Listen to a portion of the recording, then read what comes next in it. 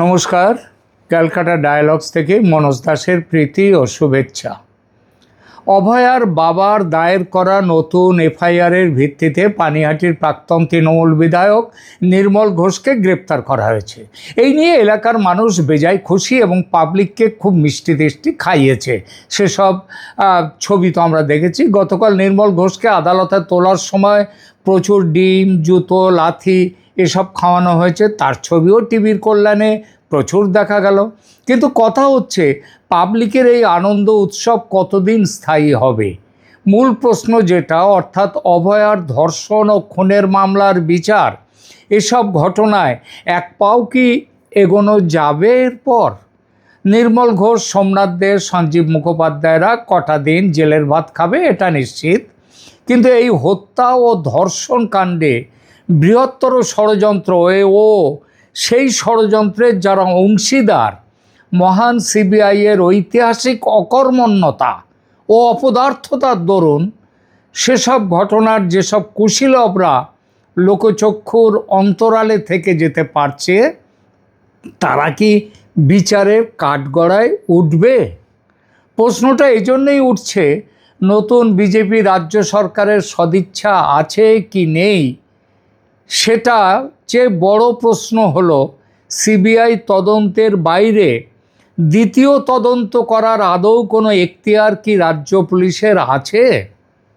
এই ব্যাপারে আইনি বাধ্যবাধকতা আছে কি না, সেই প্রশ্নের বিচার করব। তবে তার আগে সিবিআই এই কেসের 12টা কীভাবে বাজিয়েছে সেই ইতিহাসের দিকে একবার তাকানো যাক। কলকাতা হাইকোর্ট নিজেই আগের তদন্তে সন্তুষ্ট না হয়ে 2026 সালের গত মে মাসে 3 সদস্যের নতুন সিবিআই এসআইটি তাকে প্রমাণ নষ্ট, ঘটনাকে ছোট করে দেখানো এবং বৃহত্তর ষড়যন্ত্রের অভিযোগ নতুন করে তদন্ত করার নির্দেশ দিয়েছে। জুন ও আগস্টে আদালত তদন্তের দীর্ঘসূত্রতা নিয়ে প্রচণ্ড অসন্তোষ প্রকাশ করেছে। অর্থাৎ সিবিআই তদন্তে গুরুতর ঘাটতি ছিল। এটি এখন আর কেবল রাজনৈতিক অভিযোগ নয়, বিচার বিভাগীয় উদ্বেগও তার সঙ্গে যুক্ত হয়েছে। তবে আদালত এখনও চূড়ান্তভাবে বলেনি যে সিবিআই ইচ্ছাকৃতভাবে অপরাধীদের আড়াল করেছে, কিংবা ইচ্ছাকৃত অপরাধের আড়াল করার কারণটা হচ্ছে ঘুষ খেয়েছে, সেই অভিযোগটা কিন্তু উঠে গেছে। তবে এখনও আদালত সেটা চূড়ান্তভাবে বলেনি। সিবিআইয়ের বিরুদ্ধে ওঠা অভিযোগগুলো ঠিক কী ধরনের? এই তালিকা দীর্ঘ বললে কম বলা হয়। তদন্তের প্রতিটি পর্যায়ে চূড়ান্ত অপেশাদারিত্ব ও ব্যর্থতার অভিযোগ সাধারণ মানুষ শুধু নয়, স্বয়ং কলকাতা হাইকোর্ট তুলেছে এবং সাদা বাংলায় সিবিআইকে তীব্র ভর্ৎসনা করেছে। প্রথমত, 90 দিনের মধ্যে চার্জশিট না দেয়া। সন্দীপ ঘোষ ও তৎকালীন টালা থানার ওসি অভিজিৎ মণ্ডলকে প্রমাণ নষ্ট, তদন্তে বিলম্ব, তদন্তকে ভুল পথে চালানোর অভিযোগে সিবিআই গ্রেপ্তার করেছিল। কিন্তু গ্রেপ্তারের নির্ধারিত 90 দিনের মধ্যে চার্জশিট দিতে না পারায় 13ই ডিসেম্বর 2024-এ তারা স্ট্যাটুটরি ডিফল্ট বেল পেয়ে যান। এটি সিবিআইয়ের সবচেয়ে স্পষ্ট আইনগতভাবে প্রমাণিত ব্যর্থতা। এর কারণ কি? সিবিআই নিজেই তাদের বিরুদ্ধে গুরুতর প্রমাণ থাকার দাবি করেছিল। ওই সঞ্জয় রায়, সন্দীপ ঘোষ এদের বিরুদ্ধে দাবি করেছিল এদের বিরুদ্ধে নাকি গুরুতর প্রমাণ আছে। তাদের হেফাজতে নিয়ে জিজ্ঞাসাবাদ করেছিল। অথচ সময় মতো যখন প্রসিকিউশন রিপোর্ট বা চার্জশিট দেওয়ার কথা, সেটাই দিতে পারল না। ফলে অভিযুক্তদের জামিন পাওয়ার অধিকার তৈরি হয়ে গেল। দ্বিতীয়ত, প্রমাণ নষ্টের মামলাকে চূড়ান্ত রূপ না দেয়া। সিবিআই সন্দীপ ঘোষ ও অভিজিৎ মণ্ডলের বিরুদ্ধে এভিডেন্স ট্যাম্পারিং, সাক্ষ্য প্রমাণ সেগুলোকে নষ্ট করা এবং বৃহত্তর ষড়যন্ত্রের তদন্ত শুরু করলেও দীর্ঘ সময় ধরে পূর্ণাঙ্গ সাপ্লিমেন্টারি চার্জশিট দেয়নি। এর ফলে প্রশ্ন উঠেছে, যদি তাদের গ্রেপ্তার করার মতো যথেষ্ট প্রমাণ ছিল, তবে সেই প্রমাণ আদালতে অভিযোগপত্রের আকারে পেশ করা হলো না কেন? তৃতীয়ত, তদন্তের অস্বাভাবিক দীর্ঘসূত্রতা। 1 বছর 7 মাস পেরিয়ে গেলেও তদন্ত শেষ না হয় কলকাতা হাইকোর্ট প্রশ্ন তোলে, তদন্ত কবে শেষ হবে? আদালত তদন্তকে অবিলম্বে একটা চূড়ান্ত রূপ দিতে এবং সংগৃহীত উপাদান সিল্ড কভারে জমা দিতে বলেছিল। চতুর্থত, নির্যাতিতার পরিবারকে তদন্তের অগ্রগতি না জানানো। এ ব্যাপারে অভয়ার পরিবার স্বয়ং আদালতে অভিযোগ করেছে। তাদের অভিযোগ, সিবিআই তাদের নিয়মিত মামলার আপডেট দেয়নি, তদন্তের আপডেট দেয়নি। শেষবার যোগাযোগের বহু মাস পরেও তদন্ত কোথায় দাঁড়িয়ে তা তারা জানতেন না। কোনো অভিযোগ পরীক্ষা করা হয়েছে এবং কোন অভিযোগ বাদ দেওয়া হয়েছে সেটাও স্পষ্ট করা হয়নি। সিবিআই অভিযোগটি অস্বীকার করলেও পরিবারের সঙ্গে কার্যকর যোগাযোগের অভাব সংবাদ মাধ্যমে নথিভুক্ত হয়েছে, আদালতও সেটা মেনে নিয়েছে। পঞ্চমত, শেষ পর্যন্ত আদালতকে নতুন এসআইটি গঠন করতে হয়। 2026 সালের মে মাসে হাইকোর্ট 3 সদস্যের একটা নতুন সিবিআই এসআইটিকে বিশেষভাবে পুনর্তদন্তের নির্দেশ দেয়। তদন্তের আওতায় কি আনা হয়েছে? আওতায় আনা হয়েছে সেটাও হাইকোর্ট স্পষ্ট করে বলে দিয়েছে। নির্যাতিতার শেষবার খাবার খাওয়া থেকে দেহ উদ্ধারের মধ্যবর্তী ঘটনা প্রবাহ সিবিআইকে বার করতে হবে। ক্রাইম সিন ও অন্যান্য প্রমাণ নষ্টের অভিযোগ নিয়ে তদন্ত করতে হবে। দেহ দ্রুত সৎকার কেন করা হলো সেটা দেখতে হবে। ঘটনাকে ছোট করে দেখানোর চেষ্টা কেন সিবিআইয়ের তরফ থেকে বারবার করা হয়েছে তার উত্তর দিতে হবে। পরিবারের উত্থাপিত যে সমস্ত নির্দিষ্ট অসঙ্গতি সেগুলো নিয়ে সিবিআইকে উত্তর দিতে হবে। আর বৃহত্তর ষড়যন্ত্র বা এই যে কভার আপ করা, এই কভার আপ করাটা এই সম্পর্কে সিবিআইকে স্পষ্ট বলতে হবে। আগের তদন্ত সম্পূর্ণ সন্তোষজনক হলে একই সংস্থার নতুন এসআইটি দিয়ে এভাবে পুনরায় তদন্তের প্রয়োজন হতো না। অর্থাৎ সিবিআই আগেরবার ফেল করেছে। আমি বলবো শুধু ফেল করা নয়, তারা সিবিআই তদন্তের 12টা বাজিয়ে দিয়েছে। এবার আসি পরিবার ও আইনজীবীদের উত্থাপিত গুরুতর কিন্তু বিচারাধীন অভিযোগগুলো নিয়ে। সিবিআইয়ের বিরুদ্ধে সবচেয়ে বড় অভিযোগ, কলকাতা পুলিশ একজনই অপরাধী, অর্থাৎ সঞ্জয় রায় একমাত্র অপরাধী, এই যে তত্ত্বটা খাড়া করে দিয়েছিল কলকাতা পুলিশ, এই তত্ত্বটাকেই অপরিবর্তিতভাবে গ্রহণ করেছে সিবিআই।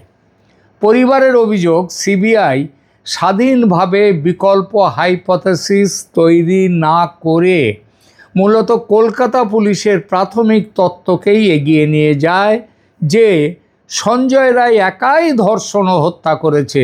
যদিও একা এত বড় কাজটা করা সম্ভব কি না, যেভাবে তার মুখ চেপে ধরেছিল তাতে ভিকটিমের চোখ দিয়ে রক্ত বেরিয়ে এসেছিল, এইগুলো একজনের পক্ষে সম্ভব কি না এ নিয়ে কোনো গভীর অনুসন্ধান সিবিআই করেনি। সঞ্জয় রায়ের বিরুদ্ধে শক্তিশালী ডিএনএ, সিসিটিভি, ব্লুটুথ, ইয়ারফোন এবং অন্যান্য পরিস্থিতিগত প্রমাণ ছিল এবং তিনি দোষী সাব্যস্ত হয়েছেন, কিন্তু সেটা স্বয়ংক্রিয়ভাবে প্রমাণ করে না যে অন্য কেউ যুক্ত ছিল না বা কোনো কভার আপ হয়নি। একা একজনই এই কাজটা করেছে এটা তো কোনো প্রমাণ নয়। এই প্রসঙ্গে উঠে এসেছে দ্বিতীয় ব্যক্তির ডিএনএ নিয়ে অস্পষ্টতা। পরিবারের আইনজীবীরা ফরেনসিক ম্যাটেরিয়ালে অন্য ডিএনএ প্রোফাইল থাকার দাবি তুলেছিলেন। সিবিআইয়ের অবস্থান কী ছিল? না, যে দ্বিতীয় ডিএনএ যার সেটা একটা ফিমেল ডিএনএ, এটা ময়না তদন্তের সময় কন্ট্যামিনেশন, মানে সেখানে কন্ট্যামিনেশন হয়ে গেছে, সেখানে এসে গেছে এই ডিএনএ। এটা হাইকোর্ট এটাকে বলেছে বিশেষজ্ঞ বনাম বিশেষজ্ঞের বিরোধ এবং নিরপেক্ষ এক্সপার্ট স্ক্রুটিনির প্রয়োজন হাইকোর্ট বলেছিল। এটা ঠিক যে দ্বিতীয় ডিএনএ মানেই দ্বিতীয় ধর্ষক, একথা প্রমাণ করা যায় না। আবার কন্ট্যামিনেশন কথাটা যথেষ্ট বৈজ্ঞানিক পরীক্ষা ছাড়া চূড়ান্ত ধরে নেওয়াটাও কোনো পেশাদারিত্ব নয়, সেটা উচিত নয়, যেটা করেছে সিবিআই। এই প্রসঙ্গে উঠে আসে সম্ভাব্য গ্যাংরেপ বা একাধিক ব্যক্তির ভূমিকা। সিবিআই খুব ক্যাজুয়ালি দেখেছে বিষয়টা এবং যথেষ্টভাবে পরীক্ষা না করে চূড়ান্ত সিদ্ধান্তে পৌঁছে গেছে যে অপরাধী একাধিক ব্যক্তি নয়, একজন, সঞ্জয় রায়। আর পরিবারের বক্তব্য কি? শরীরের আঘাতের ধরন, ঘটনাস্থলের পরিস্থিতি, হাসপাতালের ভেতর প্রবেশ অধিকারের প্রশ্ন, অপরাধের পরবর্তী সংগঠিত আচরণ, এই সব পুরো বিষয়গুলো একক অপরাধীর তত্ত্বের বাইরে গিয়ে পরীক্ষা করা প্রয়োজন ছিল সিবিআইয়ের, যেটা সিবিআই করেনি। সিবিআই আদালতে গ্যাংরেপের প্রমাণ পাওয়া যায়নি বলেছে, কিন্তু গ্যাংরেপ প্রমাণিত হয়নি এবং আর কোনো ব্যক্তির কোনো ভূমিকা ছিল না, এ দুটো কথা তো এক কথা নয়। সিবিআইয়ের চূড়ান্ত ব্যর্থতা মৃত্যুর সঠিক সময় ও ঘটনাক্রম পুনর্গঠনের ঘাটতি নিয়ে।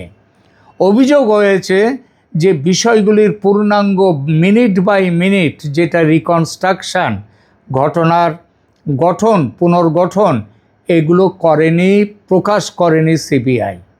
নির্যাতিতা কখন শেষবার জীবিত ছিলেন, কখন সেমিনার রুমে যান, কে কে ওই রুমে ওই তলায় ছিলেন, সঞ্জয় রায় কখন ঢোকেন ও বের হন, এই সময় কোনো দরজা বা প্যাসেজ ব্যবহৃত হয়েছিল কি না, দেহ প্রথম কে দেখেছিলেন, খবর পাওয়ার পর হাসপাতাল কর্তৃপক্ষ কার কার সঙ্গে যোগাযোগ করেছিল, এসবের কিছুরই কোনো সন্তোষজনক উত্তর সিবিআই খুঁজে পায়নি।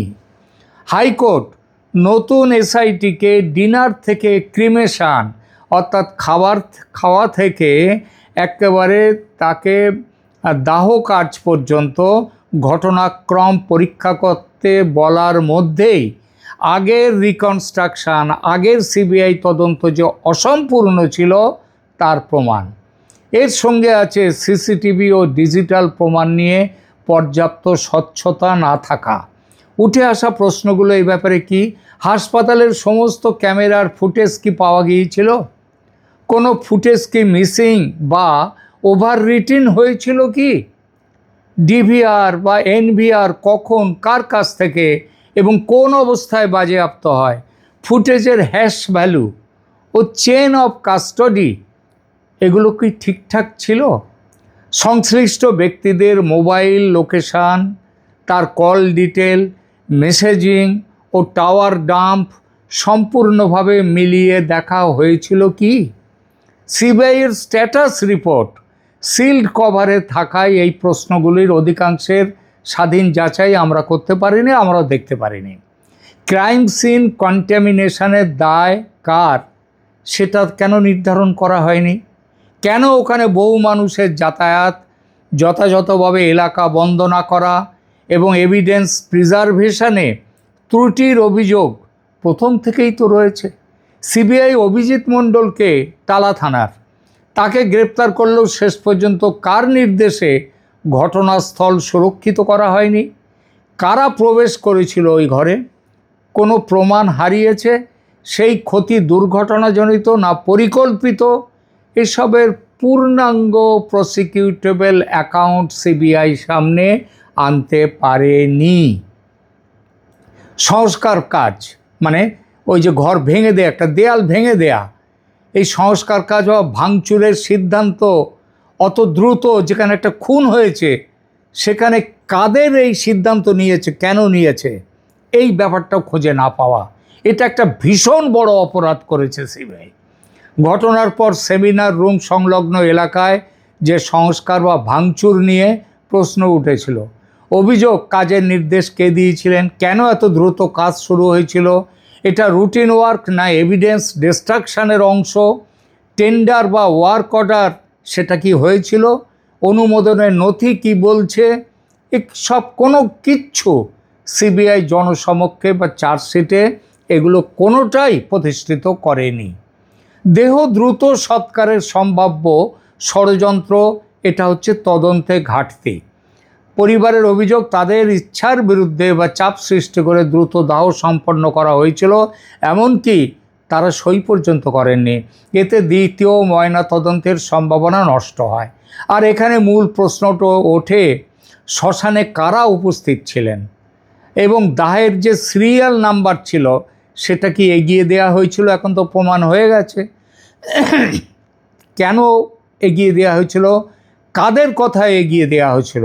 কোনো রাজনৈতিক বা প্রশাসনিক নির্দেশ ছিল কি? দ্বিতীয় পোস্টমর্টেমের প্রশ্ন কি উঠেছিল? এবং আরও একটা বড় কথা, যে এই কেসে সূর্যাস্তের পর কোনো রকম পোস্টমর্টেম করা কথা নয়। কেন করা হয়েছিল? পরিবারকে কেন তাড়া দেওয়া হয়েছিল? এই বিষয়ে 2026 সালের আগস্টে নতুন এফআইআর ও পৃথক তদন্ত শুরু করেছেন শুভেন্দু অধিকারীর কথায়, মুখ্যমন্ত্রীর কথায় সেটা শুরু হয়েছে। সেটাই দেখায় যে সিবিআই তদন্তে বিষয়টির নিষ্পত্তির ধারে কাছে পৌঁছানো যায়নি। ময়না তদন্তের অসঙ্গতিগুলো যথেষ্ট অনুসন্ধান করা হয়নি।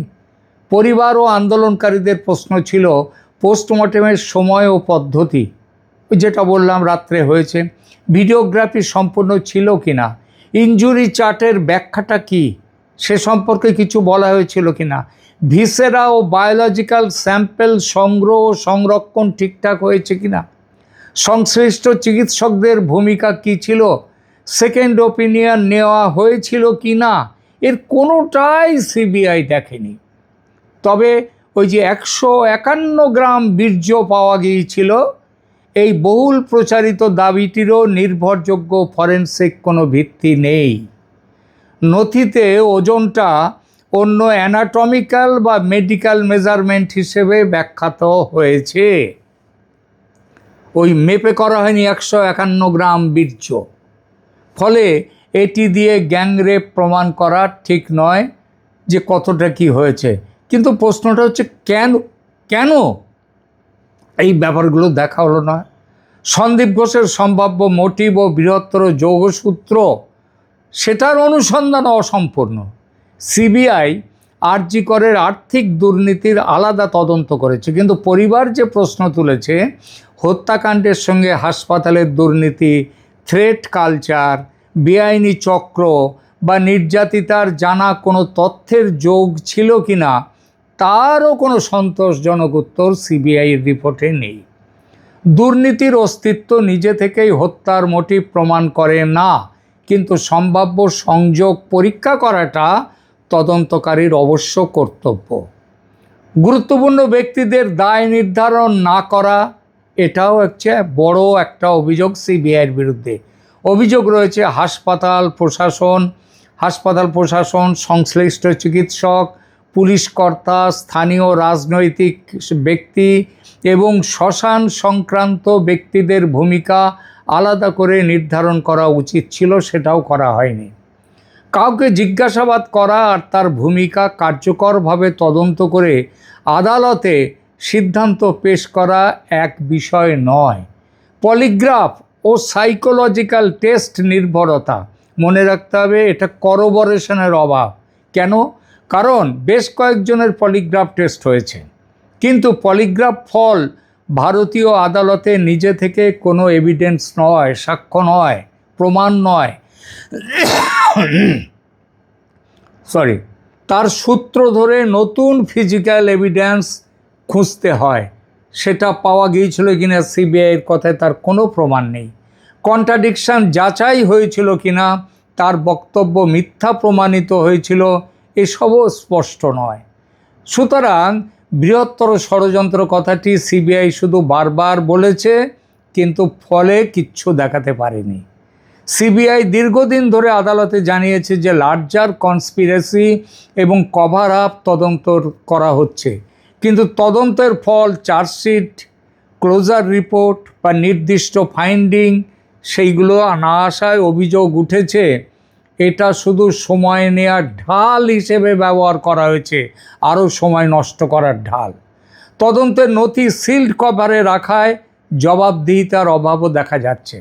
সংবেদনশীল তদন্তে গোপনীয়তা দরকার, এটা মান্য করা যায় এটা, কিন্তু অতিরিক্ত সিল্ড কভার প্রক্রিয়ায় পরিবার কিচ্ছু জানতে পারছে না কোথায় কি হয়েছে। ভুল ফরেনসিক ইন্টারপ্রিটেশন চ্যালেঞ্জ করা কঠিন হয় এরকম ক্ষেত্রে। তদন্তের অগ্রগতি স্বাধীনভাবে যাচাই করা যায় না। এবার আসি, যে অভিযোগগুলো উঠেছে কিন্তু এখনও প্রমাণিত নয় সেই সম্পর্কে, এবং এখানেই উঠে এসেছে যে সিবিআই কেন এইরকম একটা যা খুশি তাই তদন্ত করলো, এত ভয়ঙ্কর একটা ব্যাপার। সিবিআই বলা হচ্ছে যে সিবিআই প্রকৃত অপরাধীদের নাম জানে, কিন্তু রাজনৈতিক নির্দেশে চেপে গিয়েছিল। এই অভিযোগ ভিকটিমের বাবা ও মায়ের। সিবিআই ইচ্ছাকৃতভাবে ডিএনএ এভিডেন্স বদলে দিয়েছে, এই অভিযোগ উঠেছে। সিবিআই অফিসাররা ঘুষ নিয়েছে, এই অভিযোগও লিখিতভাবে উঠেছে, এবং কেন্দ্রীয় সরকারকে তদন্ত করবার জন্য লিখেছে ভিকটিমের বাবা নিজে।